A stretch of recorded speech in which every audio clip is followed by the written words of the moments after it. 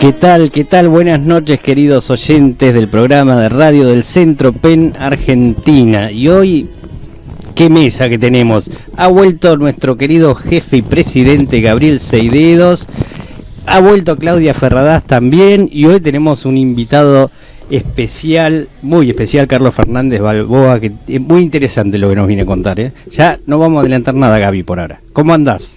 Bueno, yo sí pensaba adelantar, Maldito, pero bueno, nada, tenemos un invitado convocado que es Guillermo Enrique Hudson. Ajá. Porque en su 100 aniversario de su fallecimiento se han propuesto Claudia y Carlos homenajearlo como corresponde. Bienvenidos, y de eso, chicos, al programa. Gracias, un placer estar acá de nuevo. Y de eso van a hablar.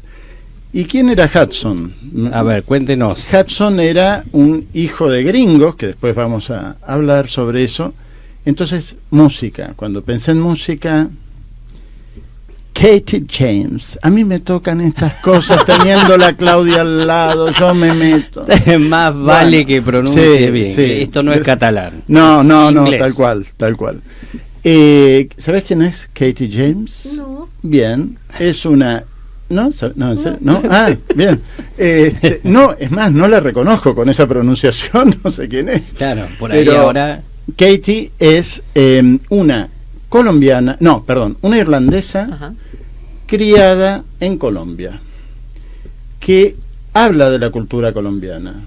Así que, en cierta manera, es una hermana de Hudson.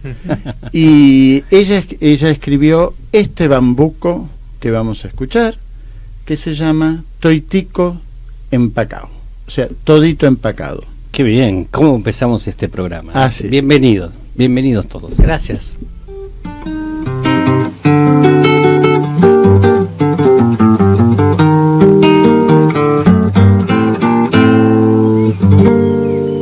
¿Qué tal su café? ¿Cómo estuvo su agua y panela? Qué buenas arepas las que prepara doña Rubiela. ¿Qué tal el ajiaco con el frío de la mañana? Y el sabor de la papa que traje fresquita y de la sabana. Discúlpeme si interrumpo su desayuno. Para salir de las dudas es el momento más oportuno. Dígame usted si conoce la molienda, o el azúcar es solo una bolsa que le compran en la tienda. Y cuénteme qué sabe de su tierra, cuénteme qué sabe de su abuela, cuénteme qué sabe del maíz, o acaso ha olvidado sus antepasados y su raíz. Dibújeme el árbol del cacao mientras se toma ese chocolate con pan tostado. Dígame su merced, ¿qué sabe del asadón? Ese es el que le trae a usted las sopitas al cucharón. Y cuénteme, ¿qué sabe de su tierra? Cuénteme, ¿qué sabe de su abuela? Cuénteme, ¿qué sabe del maíz? ¿O acaso ha olvidado sus antepasados y su raíz?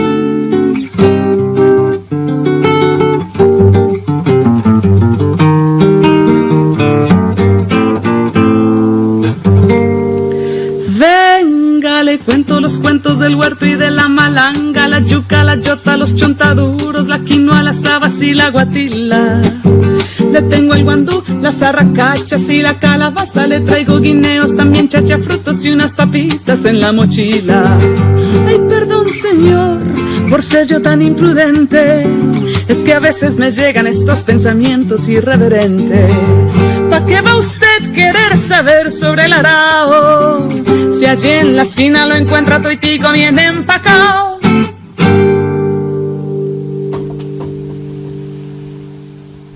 Seguimos en el programa. Qué lindo tema, sorprendente, ¿eh? Sorprendente la historia que estaba contando fuera de cámara. Que voy a tener que contar gracias a esta sí. referencia, que ella es una persona que se crió en una colonia anglo-irlandesa en Colombia y que las FARC expulsó, y en el medio del proceso de expulsión asesinó a su sobrino de 18 años. Pero bueno, temas más gratos nos convocan como Hudson, y yo miraba un libro que trajo Claudia y recordé mi infancia, pero no es el mismo, la misma edición, porque el mío tenía dibujos, seguramente está en... Ya, Carlos edición, pone cara de... La edición de Peuser tenías vos, en 1945, que tuvo una tirada de 130.000 ejemplares. Ah, ¿sabe Claudia? Parece que el muchacho... sí sabe, ¿por qué lo invitamos? Sí, bueno, me hubieras avisado que sabía. Acá en general tratamos que venga poca gente que sabe. Bueno, contanos, Gabriel. Vamos a presentar a Carlos Fernández Balboa, que es... Bueno, como recién hablábamos, largo currículum, pero para no trastocar a la gente que nos está escuchando con tantos títulos, vamos a decir que en general es museólogo, es licenciado en museología, está a cargo del Museo Enrique Hudson y precisamente en Florencio Varela. No soy el director, pero soy el museólogo del museo. Y bueno, además está a decir que ha escrito muchísimos libros, tiene toda una carrera que realmente es el mejor para contarnos quién es Hudson y por qué, más allá del centenario, han venido con todos los libros, todo con Claudia. Y aparte después nos tienen que contar de los libros que van a escribir por o que están por presentar están escribiendo ya, impresionante. Bueno, ¿cómo estás, Carlos? Contanos un poquito. Bueno, primero ante todo, ¿por qué Hudson, no? Sí. Bueno, estamos en una fecha que tiene que ver con un acontecimiento que es el año del fallecimiento, el centenario del fallecimiento. Hudson se muere el 18 de agosto de 1922 y bueno, estamos a 100 años de ese evento y Hudson es importante para la cultura argentina como lo es José Hernández de alguna manera, ¿no? Lo que pasa es que no es tan popular a lo mejor porque no todos los argentinos están tan vinculados con la naturaleza como están vinculados a lo mejor con la cultura, con la historia del gaucho, ¿no? Que está más desde el punto de vista turístico, desde el punto de vista todo el mundo habla del gaucho, aunque Hudson también tenía muchas connotaciones gauchescas, ¿no? Hudson nace ahí en... Te pregunto algo sí, porque sé que la sabes. ¿Cuándo aparece el primer libro de Hudson en español? En Argentina, en 1938. Es una traducción que hace Domingo Pozo, que era el intendente de Quilmes, que era un fanático de Hudson, y fue también el que redescubrió la casa. Porque la casa natal, la casa donde nació él nace en 1841 en ese museo que hoy está en Florencio Varela y que es de alguna manera la meca de los hudsonianos. Aunque a ustedes les parece increíble, ahí van. Me parece increíble que un intendente haya bueno, traducido. Era un intendente de otra época. Era intendente de otra época, ¿no? Que sabían leer, por ejemplo. Claro. Detalles, qué sé yo. Sí. Soy políticamente incorrecto, pero bueno. Entonces, digo, de alguna manera Hudson es como una referencia cultural internacional también para nosotros, ¿no? O sea, es una referencia amable desde el punto de vista de la relación que tenemos también con Inglaterra.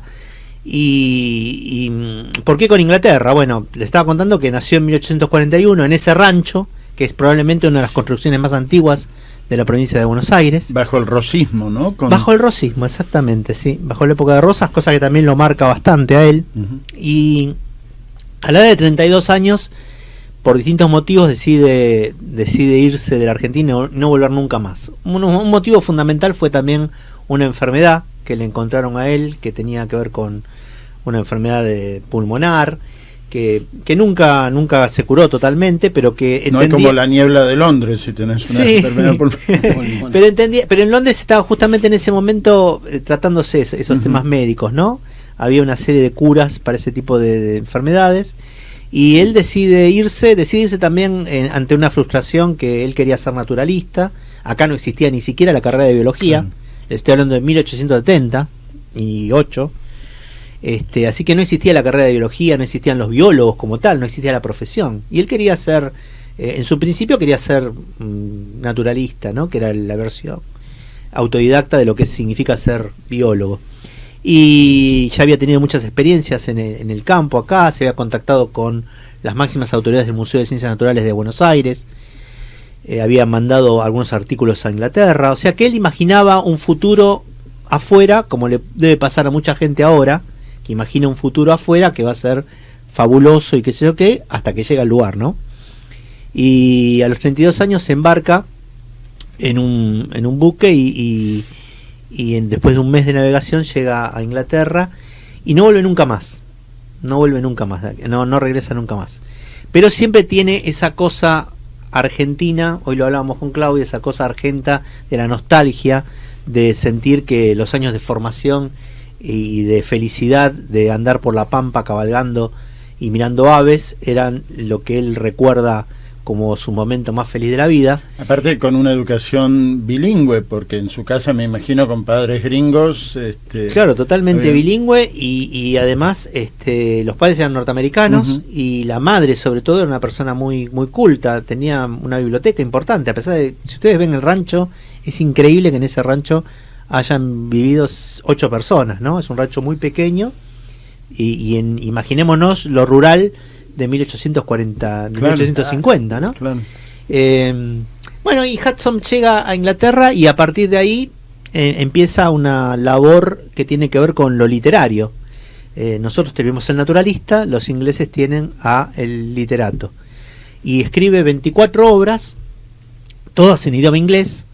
De alguna manera, para ese momento, bueno, Claudia sabe mucho más de esto que yo, pero para ese momento refresca de alguna manera la literatura inglesa, le da un refresh, como Joseph Conrad también lo hace. Tenían que venir de afuera entonces. Claro, pero que siempre que uno viene de afuera le da como una mirada más fresca a las cosas, ¿no? Y bueno, Conrad dice justamente de Hudson que escribe como crece la hierba. Entonces hay como una liviandad y una forma de escribir de Hudson, y verdaderamente eso es también un tema por el cual quienes nos hemos metido a leer a Hudson es un viaje de ida, porque es verdaderamente muy grato, muy tenemos un eslogan en el museo, ¿no? Que dice no se muera sin leer a Hudson, que tiene que ver con no se muera sin disfrutar las cosas bellas de la vida, no se muera sin mirar las aves, no se muera sin ver una buena película, sin ver una buena obra de teatro, porque que no te pasó ayer, pero bueno, ese tipo de cosas me parece que tienen que ver con también el disfrute, que es un elemento que hemos perdido también, ¿no? En la sociedad de consumo, consumimos cualquier cosa y no tenemos muchas posibilidades de disfrutar como Hudson disfrutaba de la naturaleza. Porque también este es otro punto también medular y muy importante en estos momentos que nos tocan vivir, que Hudson es una reflexión a cómo tenemos que acercarnos a la naturaleza y cómo los seres humanos somos en definitiva un animal más, que necesitamos del agua, del aire, de los animales y de las plantas, exactamente igual que hace millones de años, solamente que no nos damos cuenta.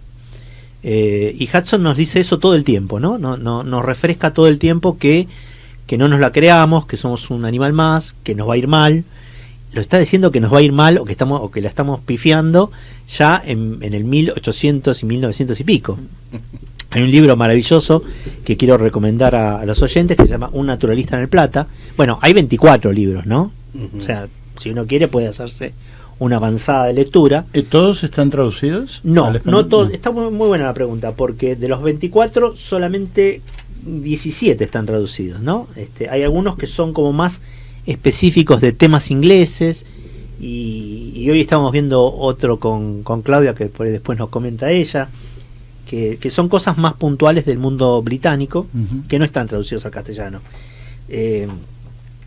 Hudson se muere en el 22 y en el 23 una editorial que se llama Dent saca las obras completas, saca los 24 tomos y pasan cosas rarísimas con Hudson. Por ejemplo, Hudson se estudia en las escuelas primarias de Japón, ¿no? O sea, acá los argentinos, hoy me preguntaba Gabriel hace un rato por qué Hudson ahí en Florencia, por el nombre del lugar.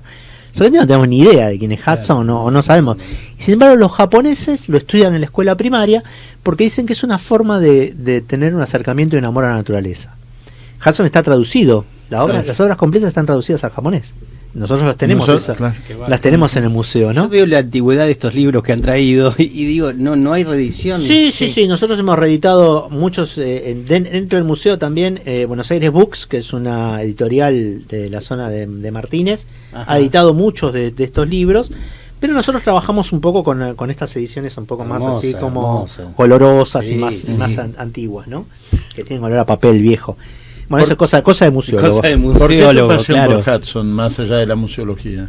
Porque ¿Cómo yo lo también, descubriste? y porque yo también tengo mucho que ver con... Yo trabajé 22 años en la Fundación Vida Silvestre Argentina.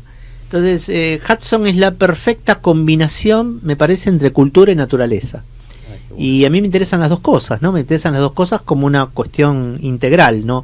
No quiero dividir la naturaleza de la cultura, me parece que el hombre divide las ciencias por una cuestión de poder entenderlas, pero la realidad está toda mezclada, ¿no?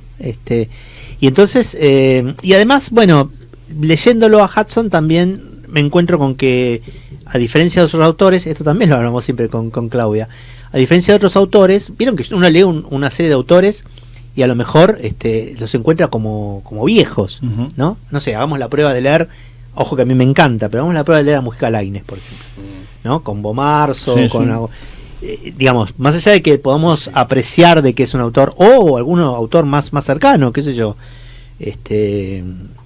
¿cómo se llama? El de Triste, Solitario y Final. Soriano. Soriano. Le damos a Soriano. Hagan la prueba de leer a Soriano. Va a ver que es un autor de los 80. Exacto. ¿No? Bueno, Sí, con sí. Hudson no pasa eso. Hudson es como un clásico que uno puede seguir leyendo y releyendo. Y además, el tipo, el viejo, lo que hizo fue incursionar en muchas formas literarias, ¿no? Hizo ensayo, hizo autobiografía, hizo novela, hizo crónica patagónica. O sea, hay un libro que se llama Días de Ocio en la Patagonia, que nos mete a nosotros en ese mundo, digamos, de la literatura patagónica, que es un tipo de literatura. Wigner decía dos cosas interesantes. Decía que nosotros tenemos la gauchesca y tenemos la literatura patagónica, que son exclusivas de Argentina. Y Hudson está en las dos. Está en la gauchesca y está en la patagónica, ¿no? Entonces es un autor profundamente argentino, ¿no? Y una de las cosas que me molesta, y bueno, nadie es profeta en su tierra, es que la mayoría de los sargentos no tiene mucha idea de don Guillermo. Y este centenario es una gran oportunidad para, bueno, que ustedes me inviten a la radio, que hagamos un curso con Claudia, que hagamos una exposición en la Biblioteca Nacional, a la cual están invitados ustedes. ¿Cuándo es la...? Y la exposición va a empezar el 23 de agosto hasta noviembre. Va a haber una exposición de los libros de Hudson, contar un poco la historia de Hudson. Se va a presentar un catálogo con una serie de artículos de distintos autores, porque muchos autores argentinos, desde Borges hasta Juan Sasturian, hasta Horacio González, León Benarós, no sé, me estoy acordando algunos de los artículos. Alicia Jurado, bueno, a muchos autores argentinos han escrito sobre Hudson y han incursionado en esto que nos parece tan interesante con Claudia, y ahora dejo hablar a ella porque si no esto es un monólogo, que nos parece tan interesante, que es la interculturalidad, ¿no? La gran duda de si Hudson es argentino o es inglés. ¿Y qué les parece a ustedes? Bueno, yo lo Así, leí. aunque no lo hayan leído, Yo lo leí intuitivamente. Bueno, yo antes precisamente te dije eso, que es inglés. Claro. Vino de ahí y... Yo lo leí traducido, dijo, no, es 100% pero argentino. siempre con estas referencias de William Henry Hudson o Guillermo Enrique, pero sabía que era de la zona sur. Que ¿Cómo era es tu apellido? 6 dedos. Ajá, vos. Es único. Ferradas. Fernández Balboa. Todos Sí. venimos de todos lados. Claro. Entonces, digamos, la autenticidad. Esto Borges se reiría mucho, ¿no? Si analizamos el tema de la argentinidad y cuán argentino es. Y Hudson es argentino porque en todos los libros tiene esa cosa nostalgiosa, ¿no? De que uno en Inglaterra ve un mate y se pone a llorar. Y Hudson vivía eso, ¿no? Decía. Hay una carta preciosa que le escribe al hermano Alberto. Que queda acá. Que queda acá. Él era el hermano del medio de 5 hermanos, digamos, ¿no? Y Alberto, que era uno de los hermanos más queridos de él, le escribe una carta que dice que, bueno, el hermano le dice, se va a vivir a Córdoba. El hermano Alberto tiene una acción bastante importante en los ferrocarriles. Trabaja en los ferrocarriles de Córdoba, y viendo la frondosidad de esa Córdoba, no la Córdoba de ahora, que le queda el 5% de la masa forestal, a Córdoba, Sí. ¿no? Pero en 1900 en otra historia. Y entonces, viendo la enorme cantidad de árboles y de pájaros que había en Córdoba, el hermano Alberto le dice: tenés que venir acá porque este es un lugar para que vos vengas a estudiar las aves, qué sé yo. Y entonces Hudson, con mucha tristeza, le dice: no, ya no puedo volver. Me temo, dice, que de los dos caminos que tomé en la vida, elegí el que menos me convenía. Nunca me voy a olvidar de la Pampa. Y esa nostalgia, esa cosa argentosa, digamos, que se trasluce en muchos de los libros, bueno, nos referencia un poco como argentinos, ¿no? Como el tango, como el lunfardo, como las cuestiones de Borges. Y esa interculturalidad es lo que estamos trabajando con Claudia desde hace bastante tiempo. Claudia, que es Claudia Ferradas, que no vamos a leer todo su currículum, es nuestra Claudia, Sí. pero puesto a desafiarte, contanos quién es Claudia. Sí. Mientras tanto, podemos contar que es Vamos una gran profesora de inglés, una gran poeta, por eso está en Penn. Pero aparte la vamos Y la explotamos, la venimos a representar, explotando. porque la hemos presentado, Sí. es nuestra mega El columnista. público se renueva, dice. Pero bueno, para el que nos está escuchando ahora por primera vez, Claudia Ferradas, más allá de colaborar siempre con nuestro programa, es escritora, cantante y formadora docente, ejerció como profesora de lengua inglesa y literaturas anglófonas, es la que nos, hablando en criollo, nos manda la cana acá, cuando intentamos con Gaby hacer disparates en inglés. Es magíster en educación y desarrollo profesional por la Universidad de East Anglia. Dije Estás bien, tratando doctora. de demostrarle a tu profesora que aprendiste. Sí, Muy bien. esto está... Muy bien. Entre otras cosas, así que Claudia, prefiero en Prefiero vez que de nos seguir sigas con tu hablando ocurriendo en que inglés termina delante. Sí, no sé sí, cuándo, sí, sí. que nos cuentes. ¿Vos No, cómo llegas al tema de yo tengo Hudson? una pregunta para Claudia, A ver. y es ¿qué autores ingleses influyeron en la obra de Hudson? Hudson? No podría contestar eso en una sola oración porque, Wow. punto uno, no soy una experta en Hudson en cuanto a su literatura. Sí me interesó mucho la obra de Hudson, como decía Carlos, como medio para introducir cuestiones de interculturalidad en la escuela. Y durante el desarrollo de mi investigación hace años para mi tesis doctoral en Inglaterra, en Nottingham, me pareció que Hudson era uno de los tantos nombres que debía tomar de lo que en ese momento denominé literatura anglo-argentina. Y podríamos discutir largo y tendido sobre qué entendemos por eso. En sentido estricto, bueno, si yo hablo de literatura anglo-argentina, estoy pensando en dos nacionalidades, inglesa y argentina, y Hudson sin duda cae dentro de esa clasificación. En mi investigación yo traté de extender el término a toda aquella literatura escrita en lengua inglesa, no importa dónde, no importa cuál sea la nacionalidad del escritor, sobre nosotros, sobre Argentina. Y en ese momento pude juntar un corpus de 110 títulos, cuando al empezar todos me decían: ¿y qué vas a hacer? Hudson, nada más que Hudson. Pero no, Hudson fue el punto de partida para encontrar toda una literatura riquísima, que podemos llamar literatura de viajes, pero también hay de otros tipos, que sigue muy viva, muy actual, donde en lengua inglesa se escribe a la Argentina, no necesariamente de nacionalidad argentina o de nacionalidad inglesa. Entonces, habiendo hecho esa investigación, Hudson me da el puntapié inicial para preguntarme qué es ser anglo-argentino, qué es escribir la Argentina en inglés. Y eso es algo que ustedes decían: ¿por qué lo leen en Japón? Vos decías, Gabriel, que te retrotrajo a tu infancia esta edición que tenemos sobre la mesa de Allá lejos y hace tiempo. ¿Por qué te trae a tu infancia y no a la actualidad? ¿Qué pasa con Hudson en la escuela argentina hoy? Y probablemente todavía no lo hemos reintroducido como debemos, aunque es un gran ecologista, aunque nos da las advertencias de las que Carlos hablaba, y porque, si quieren, después de una pausa, hablamos largo y tendido sobre las oportunidades para estudiar la interculturalidad desde sus textos. Mira, Carlos, somos tan ecologistas acá y organizamos todo tan bien que nuestro operador se llama Tomás del Olmo. Mira que Es insólito. es así, lo pedimos por el apellido. Buenísimo.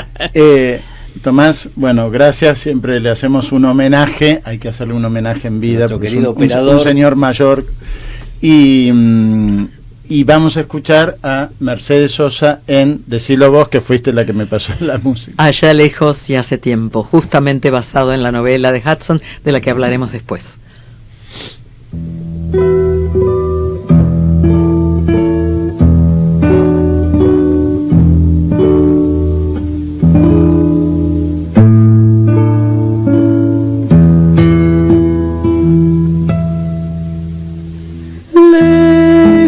Muy lejos del sol, vuelve el recuerdo de allá. Siento en mis ojos brillar el azul soledad de mi tierra natal. Siento en mis ojos brillar el azul soledad de mi tierra natal. Susurra el viento y se va, enloqueciendo el color, y es la nostalgia un adiós de amapola y torcaz, mariposa y gorrión. Y es la nostalgia un adiós de amapola y torcaz, mariposa y gorrión. Allá lejos la patria andaba, azulando el día, cielo allá, tiempo allá, vuelvo niño a la sombra del sur, y por mi sangre una voz maternal nombra la vida.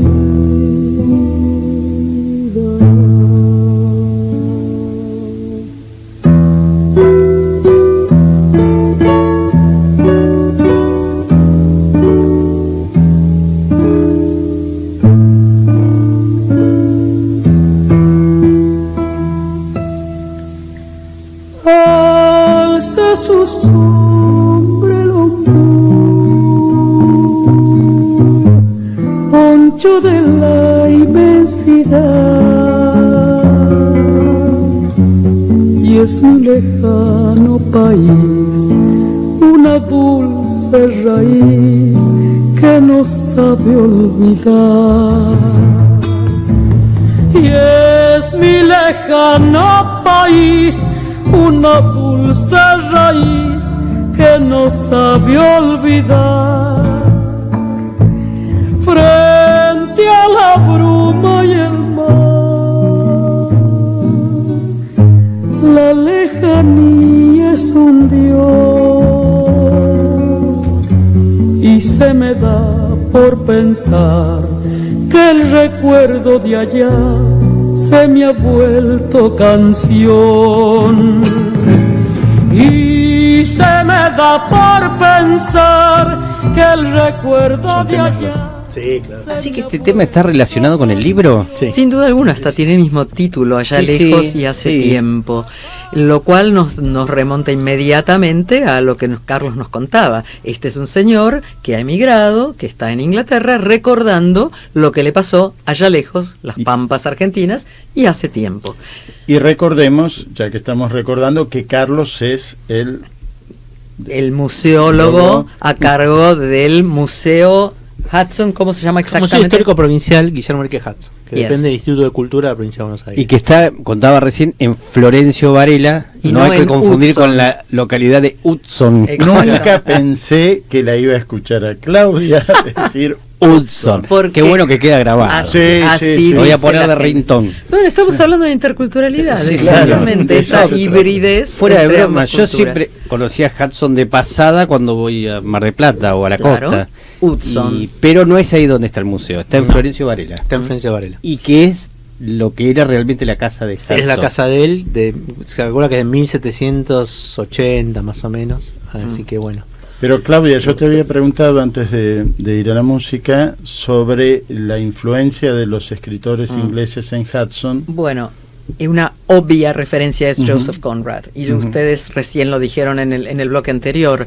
Joseph Conrad no es inglés y escribe en un inglés evidentemente foráneo, lo cual es maravilloso, un inglés que es un híbrido de su magnífico aprendizaje de la lengua, pero también de su manera de mirar desde afuera.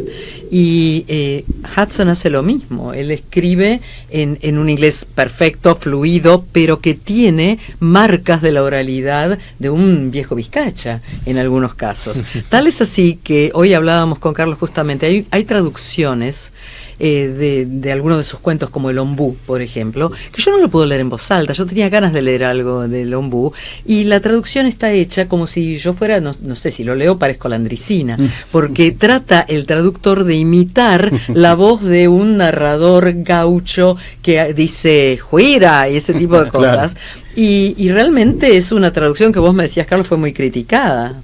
Sí, claro. Pero bueno, ya desde el nombre, ¿dónde nos ubicamos con Hudson? ¿Es Guillermo Enrique o es William Henry?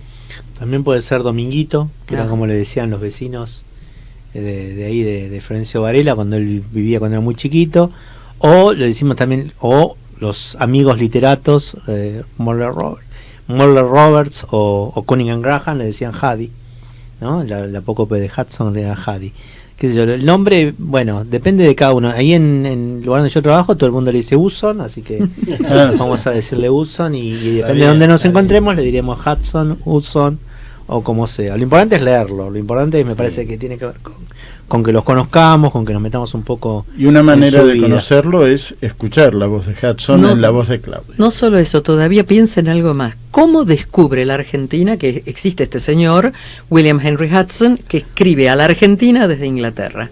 Bueno, viene Rabindranath Tagore y Victoria Ocampo lo invita a la casa de Béccar, y se pelea con su padre, por eso es cómo va a invitar a este indio a casa, y es él el que 2 años después de la muerte de Hudson, 1924, le pregunta al gran círculo literario alrededor de Victoria Ocampo, donde está el propio Borges, cuéntenme de Hudson. Y ellos se miran y dicen, ¿quién es Hudson?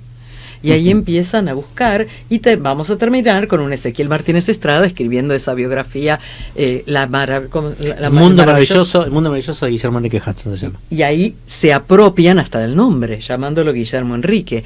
Y Borges va a decir que es la mejor voz de la gauchesca. Imagínense ustedes, decir que el mejor autor de la gauchesca no es Hernández, no es Lugones, no, es este señor que escribe en inglés. Y no solo eso, él dice que la mejor obra es The Purple Land, traducido como La Tierra Purpúrea o La Tierra Púrpura, y los invito a visitar el canal de YouTube del museo, donde está la propia María Kodama leyendo de La Tierra Púrpura. Y si ustedes leen La Tierra Púrpura, abren la primera página, es un manifiesto imperialista, donde llega a decir, qué horror, dice el personaje, sí, que narra, dice, qué horror que Whitelock capituló, que se dejaron llevar, porque si estas tierras hubieran sido dominadas por un hijo de Albion, entonces no serían lo que son hoy, esta desorganización, etcétera. Y uno dice, yo puedo leer esto en la escuela hoy, pero si uno lee toda la novela, ve que la novela es toda una aculturación, donde el personaje que narra, que se ha escapado de Buenos Aires huyendo porque no lo dejan casarse con la chica que él quiere, se va a Montevideo y desde el Montevideo, desde las alturas de Montevideo, mira a través del Río de la Plata con nostalgia y de a poco termina diciendo al final que menos mal que no fuimos colonizados, porque lo que él siente, lo que vibra con la argentinidad o los orientales, como lo llama en su momento, no lo hubiera tenido. Entonces hay todo un cuestionamiento de los estereotipos, de lo que aprendimos como correcto y que hay que admirar o no hay que admirar. Es un campo maravilloso para discutir temas de ecología, temas de encuentro entre culturas, de hibridez, porque después de todo, como decía Andrew Graham Yule, el anglo-argentino, ya con ese guión entre anglo y argentino, nos está mostrando una identidad híbrida, lo que Baba llamaría un tercer lugar del que nunca podemos salir porque no estamos ni de un lado ni del otro. Y a mí me gustaría compartir con ustedes un breve párrafo de Allá lejos y hace tiempo, donde usa lo que hoy llamamos recursos de mediación lingüística e intercultural para explicarle a un lector británico, en principio, qué es esa pampa que la ha dejado atrás. ¿Lo comparto? Por favor. Las llanuras pampeanas están en su mayor parte tan niveladas como las mesas de billar. Sin embargo, donde vivíamos nosotros, o sea, Florencio Varela, la región era ondulada y nuestra casa se levantaba en una de las lomas más altas. Delante de ella se extendía la gran planicie verde al nivel del horizonte, mientras que detrás se abría un terreno abrupto por el que corría un ancho y profundo arroyo, que después de un recorrido de 2 leguas en dirección este, vaciaba sus aguas en el río de la Plata. Este arroyo, con sus 3 viejos sauces colorados en los bordes, era para nosotros fuente de inagotable placer. Siempre que bajábamos a jugar en sus orillas, el fresco y penetrante olor a tierra húmeda nos producía un extraño y excitante efecto que nos inundaba de salvaje alegría.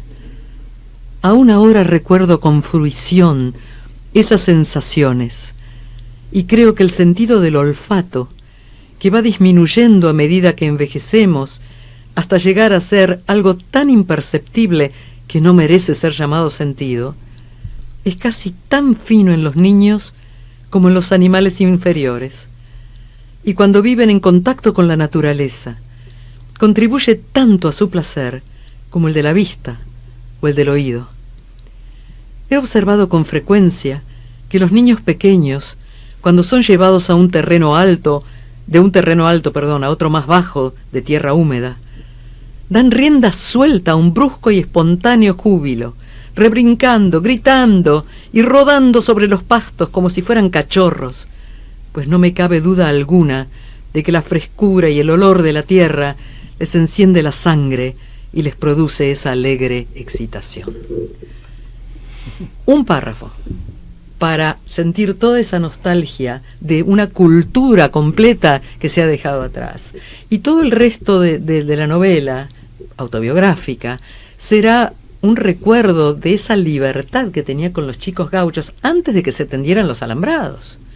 De una, como lo dice él en el prólogo, de un tipo de vida que está llegando a su fin aún mientras él lo vive, porque el gaucho con el alambrado terminará siendo peón. Y entonces esa es otra vida. Y vos decías, Gabriel, antes, esta es la época de Rosas. Yo estudié Rosas, Lavalle en la escuela, me aburrí tratando de recordar esas batallas y las fechas y los lugares. Y leo a Hudson y todo es tan vivo. Cuando el padre pone la bandera británica arriba del techo del rancho, porque sabe que la mazorca no lo toca entonces. Entonces decimos, ¿cómo? ¿Rosas no era un nacionalista? ¿No le dio con todos los ingleses? Bueno, sí, pero protegía. Se fue en una goleta inglesa. ¿Y dónde termina su vida? Como el farmer, como exactamente. Dice. Bueno, entonces, como Rivera dicen. Y él que no entiende como un niño por qué el padre cambia la foto, el retrato de Rosas por el de Lavalle, porque depende quién se acerca al rancho y quién lo pone en peligro.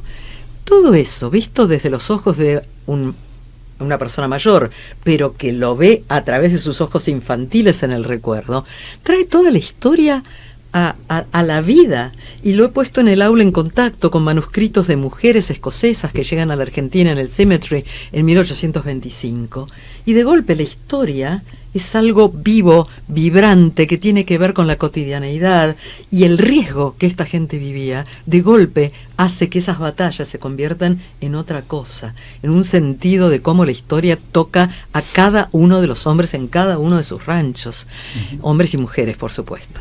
Así que lo que traté de hacer en mi investigación fue explorar autores como Hudson, que pudiéramos traer al aula de lengua inglesa, que es lo que me ocupaba a mí como profesora de inglés, para redescubrir a la Argentina a través de esos ojos y ver qué pasa también con los estereotipos que se producen ahí, porque lo hemos charlado con Carlos.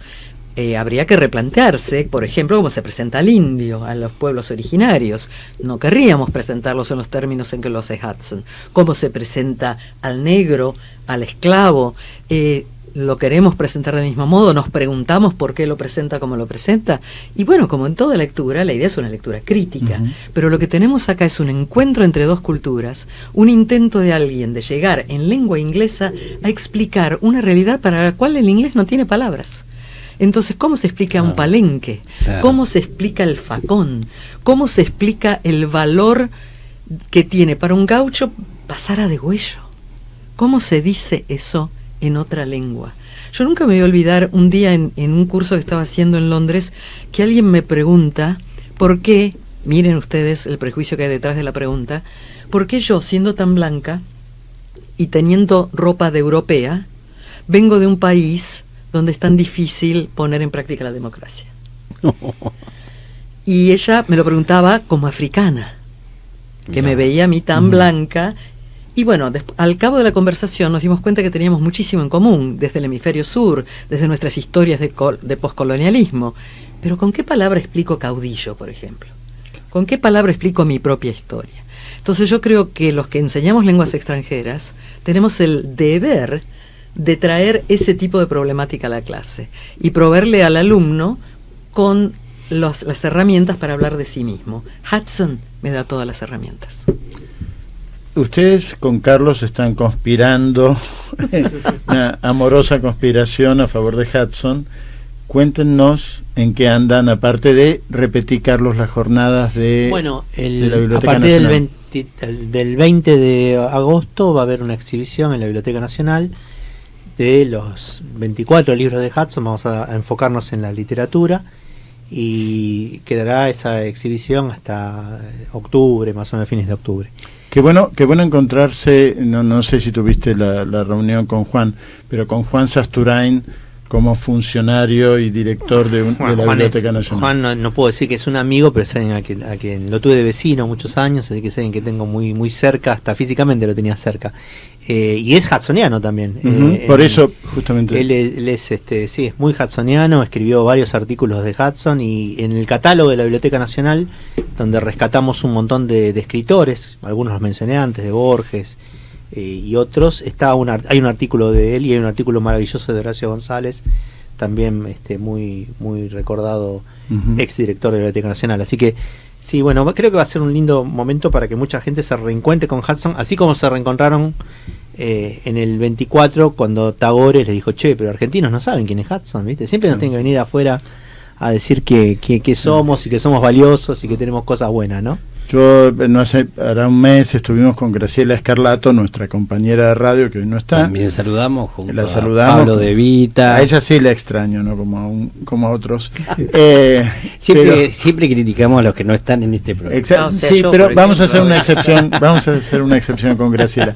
Pero tuvimos una reunión con Juan Sasturain y yo venía de otra reunión con un funcionario, no digamos de qué gobierno, y cuando le hablo sobre un homenaje que queremos hacer por los 100 años de Antonio Di Benedetto, y cometí el error de decir Di Benedetto, me dice el uruguayo por Benedetti. Claro.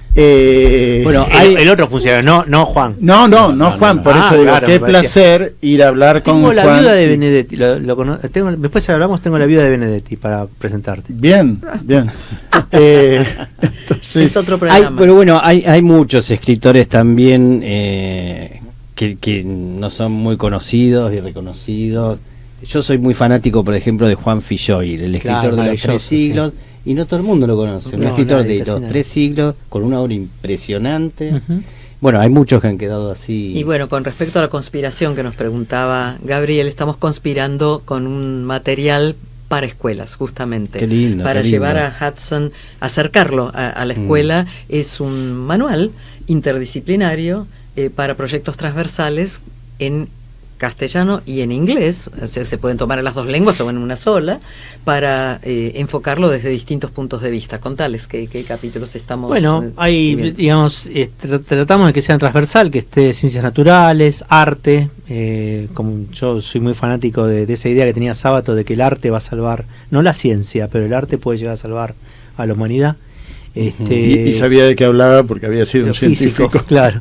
Hay un capítulo de ciencias naturales, de arte, de literatura, que lo hace Claudia, y bueno, y eso de alguna manera está trabajado transversalmente para que todos los niveles de la escuela puedan acceder a Hudson de una manera amigable, con actividades, con cosas simpáticas, adecuadas a los tiempos actuales, ¿no? ¿Sale este año el libro? Sí, la archivista del museo, Mercedes Rodríguez, ha hecho un trabajo excelente de sugerencias, hasta de origami, para arte, y Griselda Beacon ha contribuido con actividades de lengua y literatura para primario en particular. Y bueno, yo hice una contribución pequeña para secundario y terciario, y sale en unos días el ebook, y esperamos poder publicarlo, y agradecemos a ISARP, la Asociación de Colegios Bilingües, por haber sido patrocinadora de los talleres en los que estuvimos probando estos materiales con docentes, y a la Fundación Verónica Osejevich por haber patrocinado la publicación del ebook. ¿Le facilitó el trabajo esto que decía Carlos y que después vos con la lectura nos hiciste saber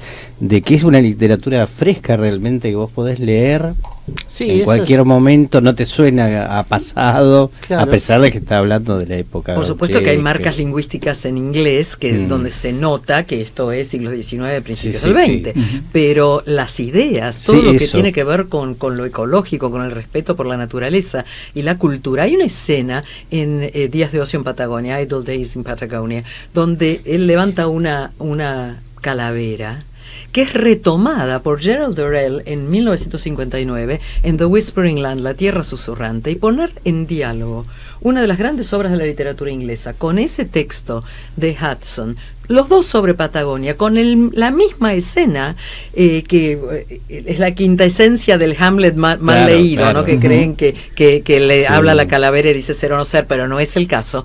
Y cómo le habla a esa calavera preguntándose por los malones y por lo que quedó detrás. La sola pregunta de por qué desaparece cierta forma de vida, yo creo que es un disparador imperdible. Bueno, nos queda nada. A mí me gustaría un mensaje parroquial. Dale. Para los oyentes, si quieren. El padre Carlos se dirige a la feligresía. Qué lejos que estoy. Bueno, una idea es que los que están interesados en Hudson puedan visitar el museo, ir a la exhibición de la Biblioteca Nacional, y también ya desde su casa, esta misma noche, si quieren, pueden meterse en el canal de YouTube. Hudson tiene voz, el canal de YouTube, donde van a escuchar a Norma Leandro, a Juan Sasturian, a Horacio González, a María Kodama, bueno, una serie de 15, 20 artistas que están leyendo a Hudson, y que son como una forma de que si te gusta ese artista, si te gusta esa persona, también puedas meterte con Hudson. Y la voz de Hudson que le da esta gente. Ahí es donde está María Kodama haciendo La Tierra Pura. María Kodama y un montón de otros más. Y pronto vamos a tener el vínculo en la página del museo a los materiales de los que hablábamos educativos, que son gratuitos y se pueden bajar y fotocopiar libremente. ¿Habrá una presentación de este libro virtual? Podemos, buena idea, por ahí PEN ayuda. Sí, y también podemos hacer una charla con la UNSAM, también. Charlas. Sería muy lindo. Ya en pocos días va a estar el San Martín. Yo soy docente de la Universidad de San Martín. Bueno, bien. Vamos. Bueno, me estoy sumando a la conspiración. Una alegría lo que nos trajeron, la verdad, espectacular. Me encantó. La verdad que es para el que no lo conocía, como en mi caso, les confieso, es todo un mundo para arrancar con días de ocio. Vos tenés que arrancar con días de ocio en la Patagonia. Sí, me encanta. Te va a encantar. Me encanta. Bueno, agradeciéndoles a ustedes dos, agradeciéndole a Tomás del Olmo, y como todo tiene que ver con todo, si yo te pregunto, Claudia, ¿qué río pasa por el estado de Nueva York que remite a Guillermo Enrique? El señor Hudson. el Hudson. El Hudson, el río Hudson, el señor Hudson. Vamos a escuchar un tema y nos vamos a despedir. Exactamente. Sí, señor. Y sabe que quiero homenajear también que, bueno, es el programa del Centro PEN Argentina, y estamos se transmite todos los lunes. Todos los lunes de 21 a Radio Sónica más. pero quiero recordar que nuestra función en el Centro PEN Argentina, entre otras, es defender la libertad de expresión y la responsabilidad de la palabra, y estamos preocupados y viendo y siguiendo el tema de Julian Assange, con esto que, bueno, lo quieren llevar y es... de cualquier forma, después discutimos si está bien, si secretos de estados o no, pero es un periodista que dio a conocer una información y van contra eso. Y que PEN Internacional viene trabajando fuertemente junto con Amnesty en su liberación. Ahora bueno, hablábamos del Hudson, hablábamos de un río, Cry Me a River, cantado por una joven debutante, Claudia Ferradas. No te puedo creer. Claudia Ferradas. Y nos vamos escuchando a quién, a Claudia qué Ferradas, cantando. Muy buena. Decilo vos, ¿cómo se llama el tema? Cry Me a River. No, gracias, esto es una Tomás. sorpresa. Buenas noches, gracias por venir. Un placer, gracias por Nos la vemos. Muchas hora. gracias.